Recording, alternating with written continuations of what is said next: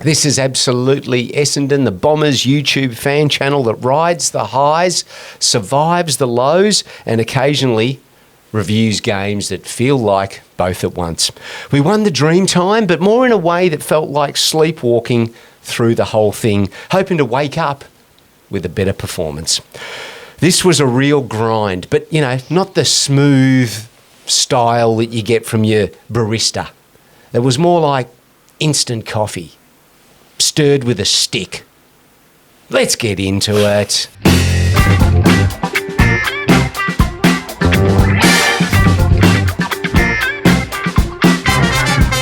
That's right, the Dons were victorious, 11 goals 15 to 8 goals 10. It was a 23-point win, and so we're sitting now at 6 wins, 4 losses, and may I remind you, with a game in hand, if you recall. That game is against the Gold Coast Suns. That's going to happen in the very, very final extra round. No, it's actually not an extra round, funnily enough. It's in the same round. We play 2 games in one round, Yep, right, that's right. Okay. So, that all seems reasonable enough, but we suspect that turbulence lies ahead. Last night, there were 76,000 people at the G, and you could hear a pin drop, and that was well after the end of the Dreamtime entertainment. Yeah.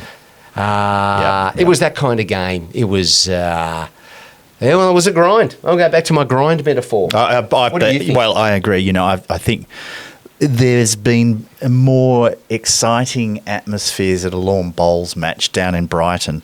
That was scary quiet. I think even quieter than an Anzac Day last post, because watching that first quarter in particular was kind of like, yeah, this isn't right. There's something not right here. Yeah. Both teams looked like they would be better suited playing a different sport. It had all the polish of a primary school dress rehearsal. Well, that's being a little harsh on those dear kids. Those 11-year-olds. But yes. Okay, but hold the phone a moment. It was a little bit wet. Was it a little bit damp? So what percentage do we apportion to that, or to just general skill level and terribleness? That kind of, you've said it all. The fact that it was just a little bit wet was enough to throw these two teams into a tailspin of fumbles and slipovers and slides and non-marks and missed kicks. It was it was probably the worst quarter of football I've watched this year for sure. But again, we have to remind everybody that these two teams are in rebuilds. Richmond in particular, we know about that, but so is Essendon. And, we had a young team out there. I mean, if you took Goldie out of the team, we'd probably have a younger list than what the Richmond players had, or the Richmond team had. No. There was a stat that we had more players who played more than 100 games. Oh, not one of those stats again. Yeah. And they had... Anyway, you know the stat. They were a young team, and we're a young team. And let's be honest, we're both probably bottom half teams. So the game kind of revealed that, I think, pretty clearly in the first quarter, maybe even the first half. But then by the end of the match, I think the Dons sort of got their mojo back a little, and, we got out to about a 30-point lead, and they scored a very late goal right on the siren to sort of bring it back to 23 points. But other than that, it was a close game all the way through. I think way too close for my liking, but I think we gradually sort of increased our lead each quarter, and then in that last quarter, it was a bit more domination. We only kicked 2 goals though, but yes. I was surprised you told. I thought we actually had more than that. We kicked 7 behind. There was a whole lot of commotion, a whole lot of movement, but really not a lot going on. Right, so if they'd kicked straight, we might have had a decent win. Right? Yeah, but in that first half, boy, those Richmond intercept marks. They were killing us on that. They were giving me blood pressure issues, weren't they? A lot of long bombs without thinking. This is, again, what we do, particularly off the half-back flank, just grabbing the ball and just hacking it forward without a lot of sort of system or thought. And time again, the Tiger defenders were able to just sort of snatch it out of the air and kick it straight back down the other way. But fortunately, we're not able to do a lot of damage in return. But fortunately, wait till we face a team like we're going to face in a few days' time Right. on Thursday night up in Brisbane. But we'll come to that. But, you know, it just, I was so surprised that there were that many hack kicks out of defence under pressure against, with all due respect, a team like Richmond. But you're making it sound like that we're substantially better and we shouldn't have been doing hack kicks against a team like Richmond. We're not substantially better. I'm not sure. I'm having trouble accepting that. Well, I know, I can understand, but let's be realistic about it. We saw how good we were against the Western Bulldogs. And, you know, I recall the show we did just after the Bulldogs game, and we said, well, you know, look, we can live with a 91-point loss to the Bulldogs because they're a red-hot team, probably top 4, and we're definitely not a top 4. We're probably a bottom 4 side, bottom 6 maybe. So, and then in that same comment, we said, but, you know, if you really want to get shocked, it would be losing to Richmond. We didn't. We pretty much beat them by 4 or 5 goals. We did what we had to do, and that's where we're at. We've beaten every team we've played that's below us on the ladder this year. So what more can we do? We're not at the level. I think we can do a lot more. Well, we're not ready for that yet. We're still not a team that's going to go out and you know, rip into a Collingwood or a Brisbane. We're not a finished product. No, we are not a finished product. We're definitely not. But in years past, we would always have the big slip-up game against one of these bottom 3 or 4 teams, right? Yeah. We're not doing that this year. So I think there is progress being made. And I honestly feel we were far more resilient in this game against Richmond. And they did respond after the debacle against the Bulldogs.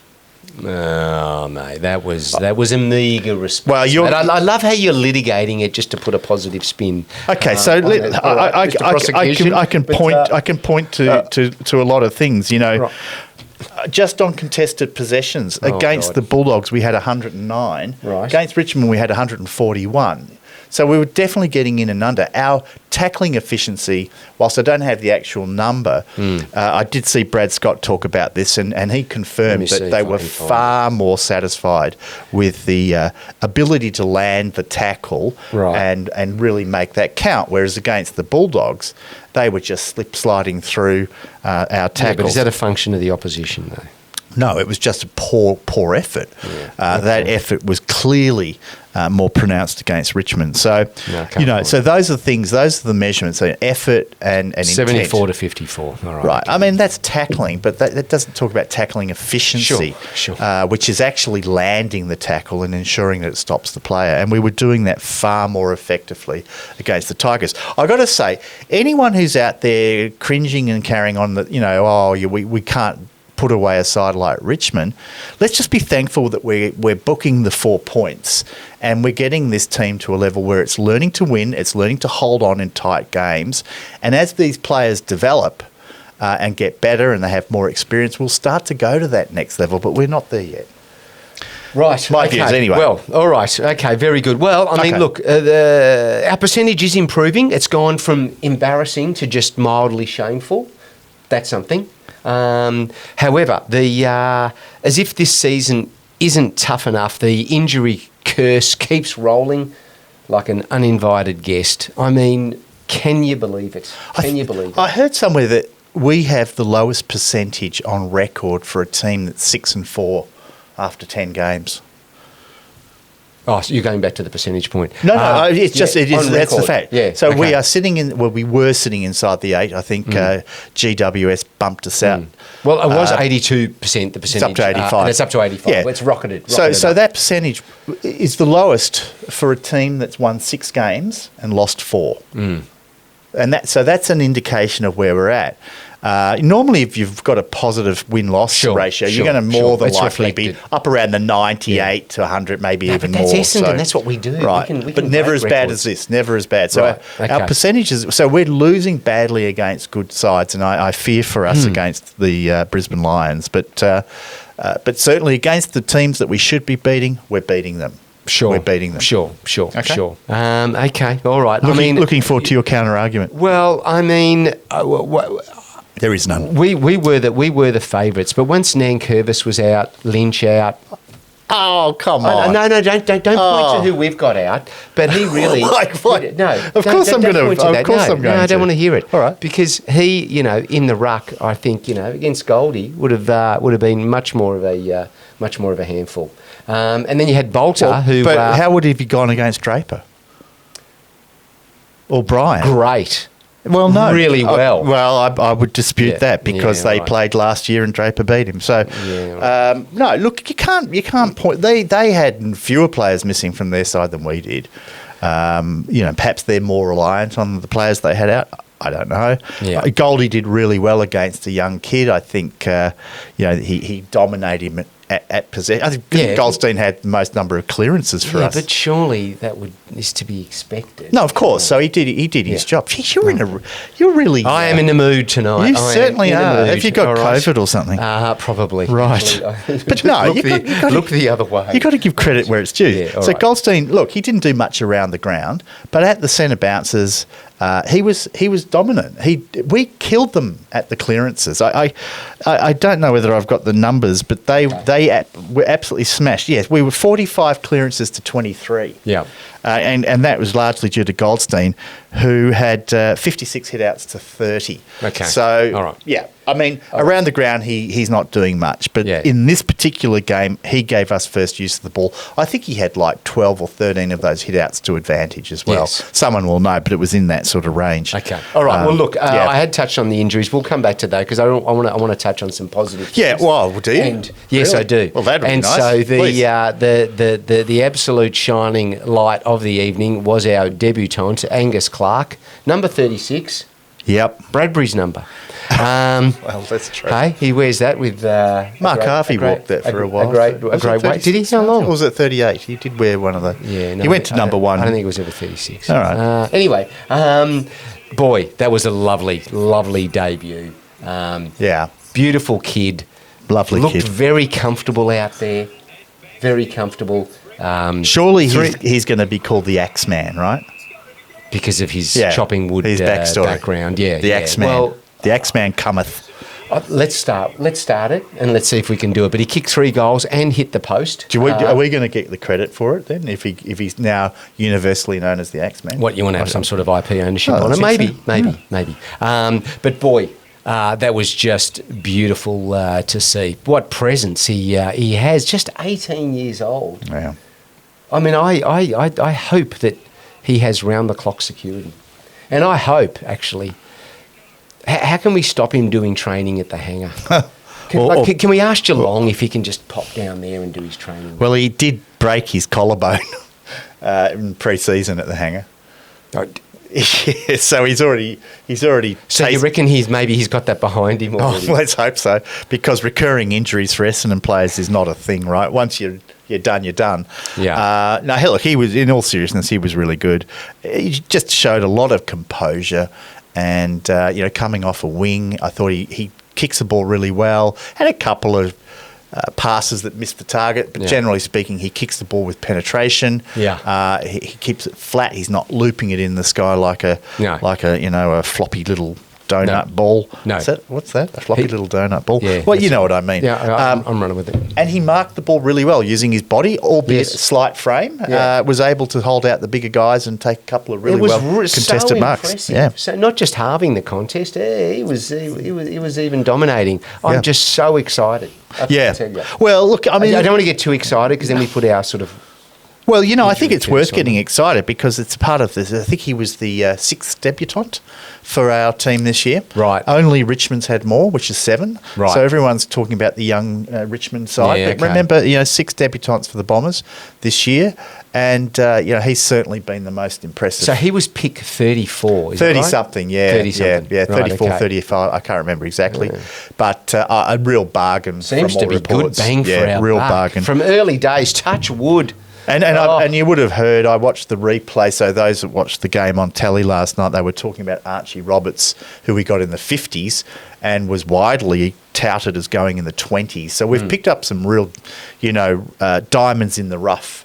Who do we have to thank for that? Well, Rosa was the recruitment manager for Angus Clark, so we'll thank him. Yes, okay. For sure. Excellent. We won't mention that other person. All right. But, the young kids are definitely showing something. Archer Daywicks went back to the reserves, who I think are playing tonight as we record. Right. But he showed a little bit in the couple of games he played. Yep. And I would imagine that there's going, and even Brad Scott said as much in the press conference, that he expects there will be more debutants this year. Yeah, wow. Okay, wow. So, and with That's the injuries mounting, that's sort of they've got no choice. They're going to have to play some of these kids. Surely this is it now. Yeah. After Langford going out with that quaddie. And, Langford. And Reid, I'm hoping Reid was just, it was just super cautionary. Rest in peace. Cool. I mean, come on. What is... we are living in a simulation. See? That whole premise, it's got legs, hasn't it? So they kept the poor kid out of football for 4 years, the programmer of this simulation. Yep. Then they go, okay, we'll let him play. And he's going to look amazing. Yes. And you get 9 games and you're going to think, yes. We're on our way. And then, gotcha. Yeah. He's going to start slow. He's going to get ragdolled the first couple of games. And then out of nowhere... Become Superman. He'll be super intercept mark man. Yeah. Super competitive. He'll rack up record numbers in 1 or 2 of the games. And just as you start to relax. And just to start to think, no need to worry, Reedy's down back. Not anymore. We'll take him from. Well, look, Reedy, please, football simulation guy, whoever you are, please just make it hamstring awareness. Yeah. I think that's what they call it. I'm hoping it's awareness. What does that mean? Is it like it talks to you in your subconscious? It's like... Ooh, I'm pretty sure I've got a hamstring. It hurts. And I'm pretty sure I need to be careful with it. Apparently, Zach Reid, when he went to Qatar to have his hamstrings looked at by... He did as well. By the professor of hamstrings. Did he go with riddles? He did. And they found that he actually had a little bit of a shrunken left hamstring. It was smaller than his right. So that was the problem. And so he spent a lot of the preseason doing specific exercises to help build up his left hamstring. Right. And by the beginning of the season, he had pretty much got it back to the same size. I didn't think there was such a thing as a different size hamstring.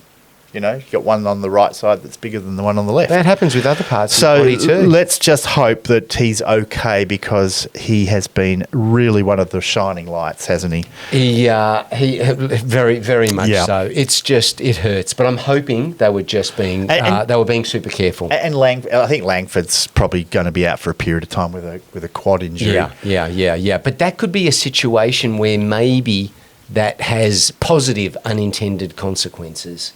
I'm trying to think what that could possibly be. Not having a guy who's kicked 90 goals in the last 2 seasons. Yeah. No, but he wasn't setting the world on fire, right?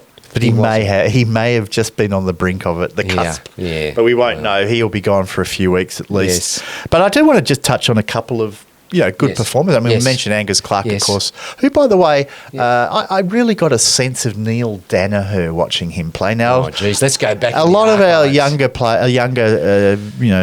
subscribers, watchers, viewers, they're switching off. Probably, right now. You guys are stuck in the past. They all know who Neil Danaher is. Right. Of course, he's the Australian of the Year and quite a remarkable human being. But he was also a fantastic footballer in his prime before injuries cut him down. He was the captain of Essendon Football Club when he was 21. Yeah. And, young Angus Clark. There's just the country boy about him as well that really reminded me of Neil. Anyway, can I just talk about a couple of other guys? Sure. I mean, we've got to mention the medal winner. Well, we will get to him shortly. I just want to talk about bloody Archie Perkins. Right.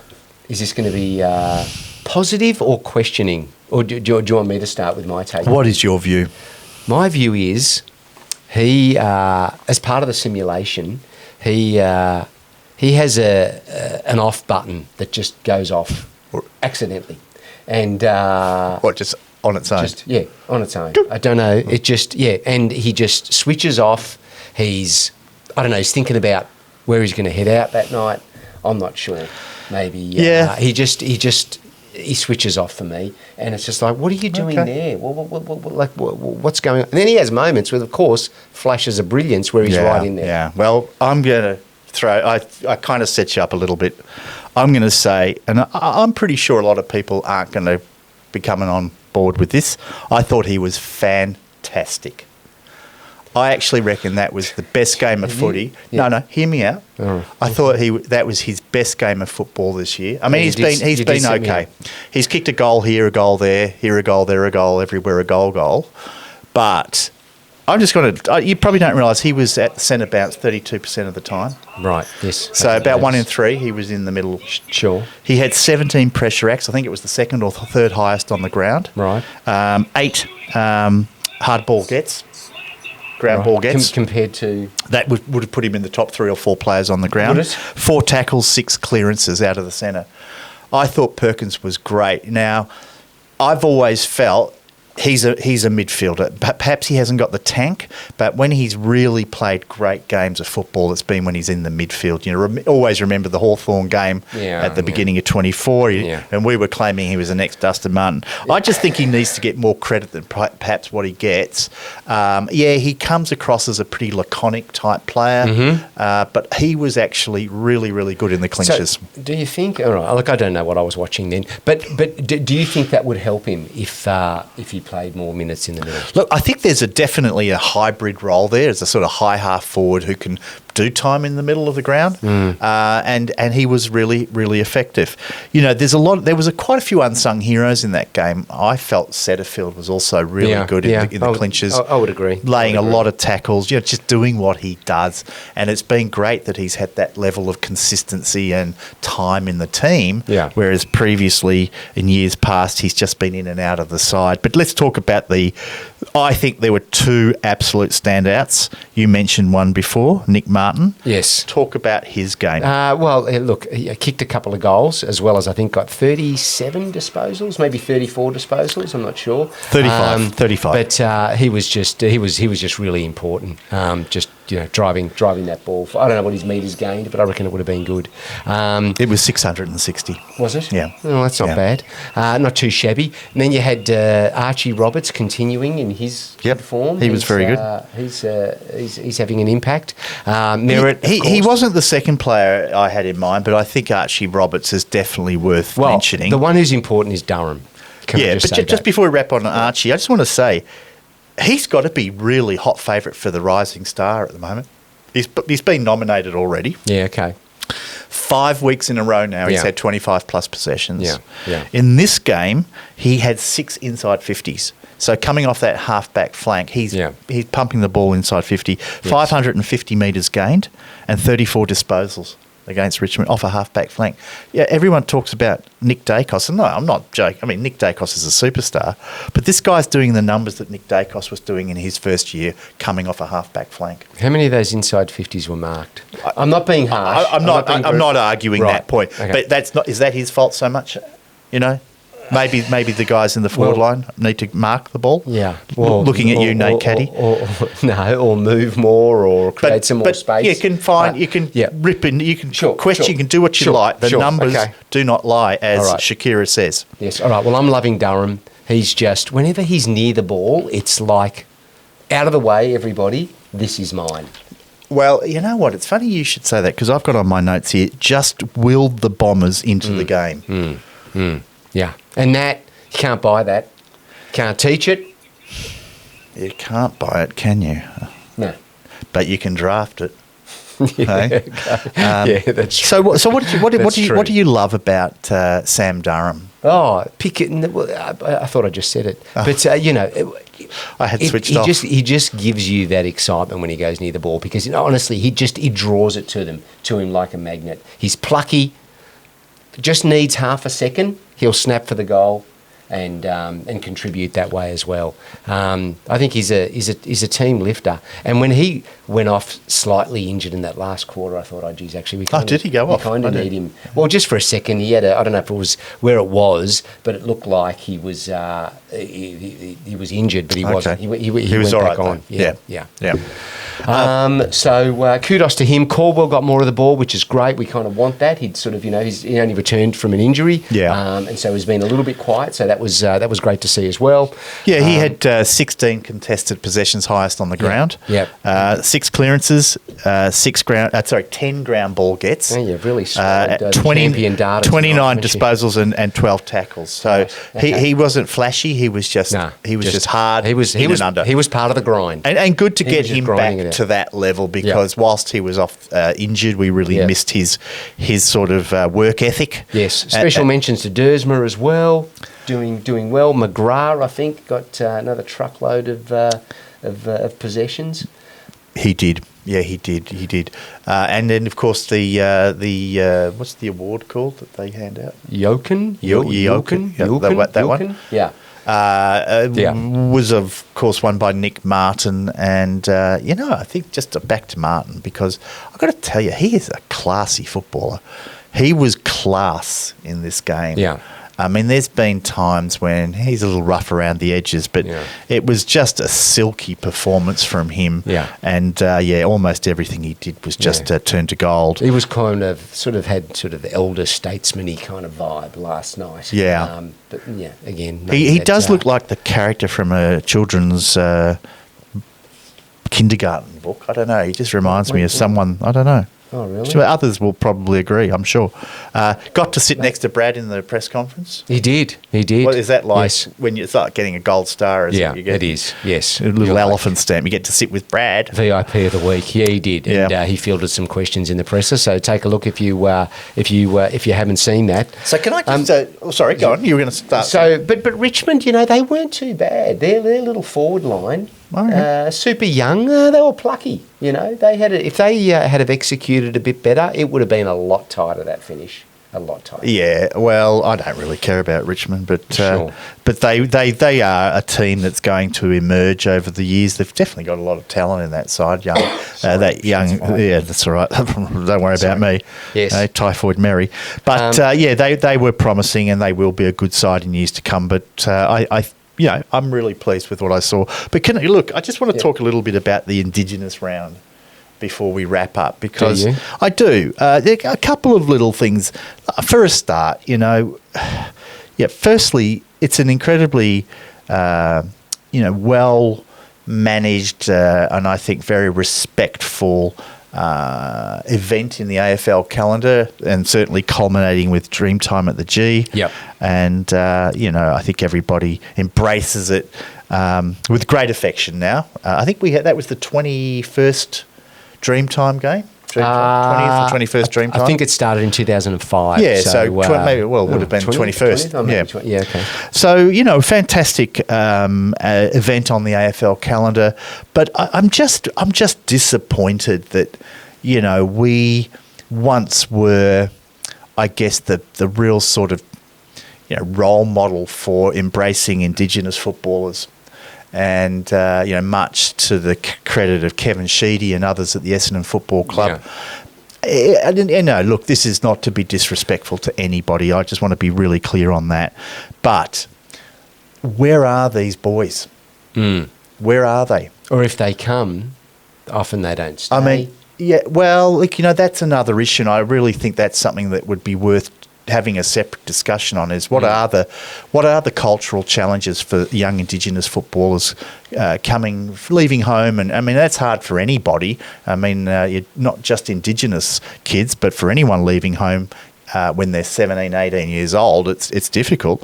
But where is there are the recruiters somewhat cautious about recruiting Indigenous players because there's some element of that go home factor that maybe worries them? Is it just that the players themselves are just not ready to adapt to the life in a big city if they're coming from a country town? And again, I'm trying to be respectful about generalising here, because everyone has their own unique situation. But I just recall a time. I mean, when you looked at some of the ex-players that were out on the field at the Dreamtime game, and you had, of course, like Michael Long and and others. I think it was Sid Jackson there as well. Yeah. Stephen Michael, the amazing Western Australian player who never played AFL, VFL, but was, I think, probably the best Aboriginal player I ever saw play. Yeah. Why are we not? I mean, we had Dean Rioli come back to Essendon in an administrative role on the board. Yes. Paddy Ryder came back after a fairly acrimonious departure from the club to be a player development for the Indigenous players. You know, we had a handful of young kids playing, including the likes of Tex Wanganeen and Elwyn Davies' brother, Jaden, no longer at the club. What's going on down at Essendon, and why are we not securing more of this fantastic talent? You know, we've got such a legacy. I know I'm going on. It's a little bit of a rant, but I do think that's something that's worth having a deeper dive into. Yeah. Maybe not everyone is interested in that. Yeah. But you know, we should look at doing that. But this week, I think when the coaches met with the AFL head honchos, one of the things that was raised was what's happening with the development of Aboriginal players. Yeah. Because I think everyone kind of sees that it isn't as strong as it once was. Yeah. And so I think questions are being asked about how can that be improved? Right. What's going on with that? So I don't think it's just necessarily an Essendon thing. But certainly we were at the forefront years ago, and now. Well, who was who change. represented the Indigenous community for Essendon? Was it Jade Gresham, right? Yeah, and that was it. Yeah, I mean, there was a risk that he may not have played because he was injured, and had he not played, it would have been the first time ever that an Aboriginal player didn't play in the Dreamtime game for the Bombers. So that, I think that's a discussion. We've had one of our viewers actually reach out to us, Ashley. If you're watching, thank you so much for your correspondence. And Ashley is an Indigenous man, and he's very keen to catch up with us and discuss some of those issues. So we may, in fact, be able to do that. We might try and make that happen over the next couple of weeks or so. But coming back to the Bombers and the next few weeks, I think a good way to wrap up is to sort of just have a look in the next 3 or 4 rounds and what we're up against, especially looking at last night's performance against Richmond. Yes, we won, but those forward 50 entries were ineffective on many occasions, and I don't think we're going to get away with that against the likes of the Lions on Thursday night, then the Blues, King's Eve game, then Geelong. That is at, I think that's at the G. I think it is at the G. Yep. And then we play Freo as well. That's away though, right? Fremantle in Perth. Yes, it is. So that's 4 pretty decent How many games. do you think we would win out of those? Carlton's probably the only maybe one, right? one. And they lost, of course, today. And that might be a bit tinny. Yeah, they lost to GWS. So, you know, we're 6-4 now, and then to only pick up one more game. But so if we won one of those next 4, we would be 7-7. After 14 games. Yes, we would be. Which is not too shabby. Right. But we need to address, though, these forward 50 entries because, you know, that would have taken a score last night from like 11-15 with, you know, better penetration to, you know, 15-11. And all of a sudden you're looking a hell of a lot better. Yeah, well, no Langford. And even when he's there, he hasn't been in form. No. You know, that lack of goal kicking, we talked about it at the beginning of the season when, of course, losing Stringer's contribution, but, you know, you can see how well he's going at GWS. He's not. Caddy's still learning the ropes. Caco's still learning the ropes.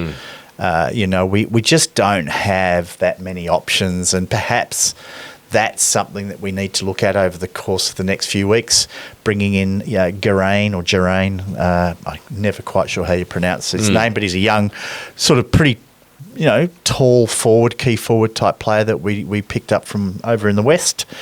And maybe it's time to bring him in because, look, honestly, we're reaching the bottom of the barrel as far as our playing list goes. The other thing, of course, is this week is the mid-season draft. And, you know, Essendon could take as many as 4 players in that over the, you know, because of the number of players that we've had to put on the long-term injury list. So they will go for, I'm sure, a ruckman.